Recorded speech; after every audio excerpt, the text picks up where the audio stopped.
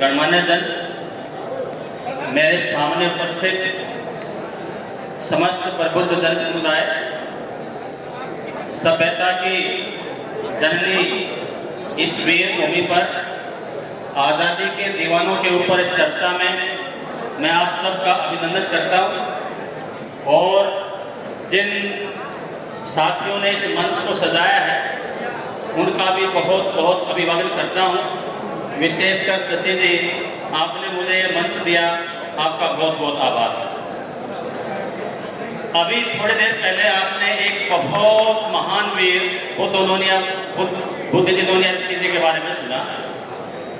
अब मैं आपके सामने जो चर्चा प्रस्तुत कर रहा हूँ, आपसे ज्यादा दूर नहीं है, उत्तर प्रदेश का जिला है देवरिया, जहाँ पर इस वीर का जन्म हुआ और इस देश की आज़ादी में अपनी छोटी सी उम्र में ही अपने प्राणों का उत्सर्ग करके इस देश की आज़ादी की लकीर पर अपना नाम लिख गए।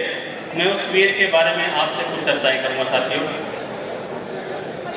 हमारे जो वीर शहीद थे वो एक शेर की पंक्तियां बार बार बोला करते थे, इलाही वो भी दिन होगा जब अपना राज देखेंगे, इलाही वो भी दिन होगा जब अपना राज देखेंगे, अपनी ही जमीन और अपना आसमां होगा, शहीदों की चिताओं पर लगेंगे हर वर्ष मेले, वतन पर मिटने वालों का बाकी यही निशा होगा, वतन पर मिटने वालों का बाकी यही निशा होगा। आपकी उपस्थिति ने इस शेर को पूरी तरह से चरितार्थ कर दिया है और इस देश के वीरों को जब इस देश की जनता इस प्रकार से सम्मान देगी तभी ये सिद्ध होगा कि हम अपने शहीदों को भूले नहीं। साथियों, 1 अप्रैल 1929 को देवरिया के छोटे से गांव अथियागढ़ में शहीद रामचंद्र विद्यार्थी का जन्म हुआ, एक बहुत ही मामूली से सामान्य से परिवार में।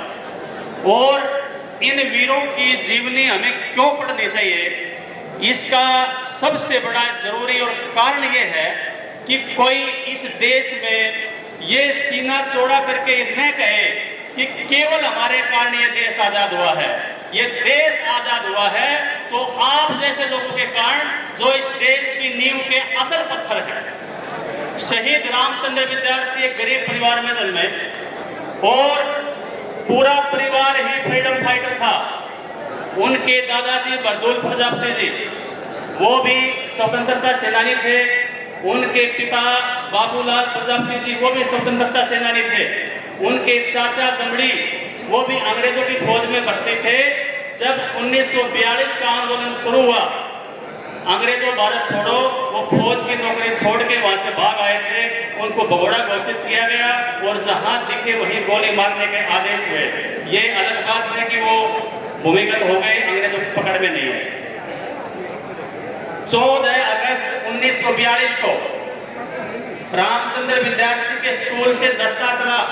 सभी विद्यार्थी और सभी अध्यापक देवरिया की कलेक्ट्रेट पर प्रदर्शन करने के लिए अपने स्कूल से निकले।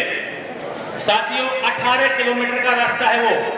बसंतपुर दूसरी एक गांव है जहां पर वो पढ़ते थे, वहां से लेकर देवरिया तक 18 किलोमीटर का रास्ता है जो उन्होंने पैदल तय किया, हाथ में झंडा उठाकर। और उस पूरे दल का नेतृत्व एक छोटा सा बालक रामचंद्र विद्यार्थी कर रहा था, जिस समय उसकी उम्र थी केवल 13 वर्ष और 7वीं कक्षा का विद्यार्थी था। विद्यालय 10वीं तक का था, 8वीं 9वीं 10वीं में भी बड़े बड़े विद्यार्थी रहे होंगे, लेकिन काम उसी को सौंपा जाता है जो उस काम को करने के योग्य होता है। तो रामचंद्र विद्यार्थी के हाथ में झंडा था। पूरे दल का नेतृत्व करते हुए वो देवरिया तक पैदल चल के आए। वहां जाते ही पूरे दल के ऊपर लाठीचार्ज हो गया, पूरा दल तितर बितर हो गया, इधर उधर बिखर गए। रामचंद्र भी अपने साथियों के साथ शहर की किसी गली में गुम हो गए, लेकिन घूमते घूमते वापस चलते चलते वापस फिर कलेक्ट्रेट के सामने आ गए। कलेक्ट्रेट के ऊपर यूनियन जैक लहरा रहा था। यूनियन जैक का मतलब है अंग्रेजों का झंडा। उसके हाथ में तिरंगा था। जिस काम के लिए वो आया था वो अधूरा था। तो दिमाग में एक बात आई कि मैं इस झंडे को उतारूं और अपना फहरा दूं। वो कलेक्ट्रेट की जो ऊंचाई है जमीन से ऊपर तक जहां झंडा लहरा रहा था वो 20 फीट थी। इतनी ऊंची दीवार पर चढ़े कैसे? 6-7 साथी थे जैसे मटकी फोड़ने के लिए ह्यूमन पिरामिड बना लेते हैं, इसी प्रकार से एक के ऊपर एक खड़े हुए और 20 मीटर छत के ऊपर वो लड़का चढ़ गया।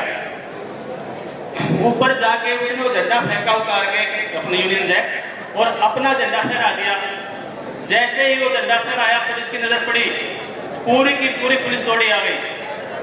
उसको धमकाया, बंदूकें दिखाई, लेकिन वो नहीं माना। उसने कहा मैं जो काम करने आया था मैंने अपना पूरा कर दिया है, झंडा तो यही फहरेगा। पुलिस ने हवाई फायर किए लेकिन नहीं डरा। अंत में खुद ये कहा कि इधर उधर क्या गोलियां चला रहे हो, अगर दम है तो यहाँ से लेकर चलाइए। अब अंग्रेजों की पुलिस, उसके पास तो उसमें सब अधिकार थे जिसको गोली मार दे। तो वहां का उस समय जो उमराव सिंह वहां का मजिस्ट्रेट था, उसने अपना रिवॉल्वर निकाला, उस बच्चे के ऊपर सीधी गोली चला दी। एक गोली चेस्ट में लगी, छाती में लगी, दूसरे पुलिस वाले ने गोली चलाई, वो उसके पेट में लगी। 2 गोलियां खाकर वो लड़का वही गिर गया। लेकिन इरादे मजबूत थे, फिर साहस किया, गोली खाए खाए उस बिल्डिंग की छत से नीचे कूद गया, लेकिन नीचे गिरा नहीं। उसके साथियों ने उसको अपने हाथ में थाम लिया। उसके 1.5-2 घंटे के बाद वो बच्चा शहीद हो गया और जितने लोग वहां प्रदर्शन करने आए थे उससे लगभग 10 गुना लोग उसके अंतिम संस्कार में शामिल थे और पूरा का पूरा क्षेत्र भारत माता की जय के नारों से गूंज रहा था। वो बच्चा शहीद हो गया 14 अगस्त 1942 को और अपने देश की आजादी की नींव पर अपना नाम पत्थर की लकीर में लिख गया। इसके जीवन से संबंधित पुस्तकें बाहर आपको मिल जाएगी, उसको आप खरीदिए और पढ़िए, जानिए अपने महान वीरों के बारे में। बहुत बहुत धन्यवाद, बहुत बहुत शुक्रिया।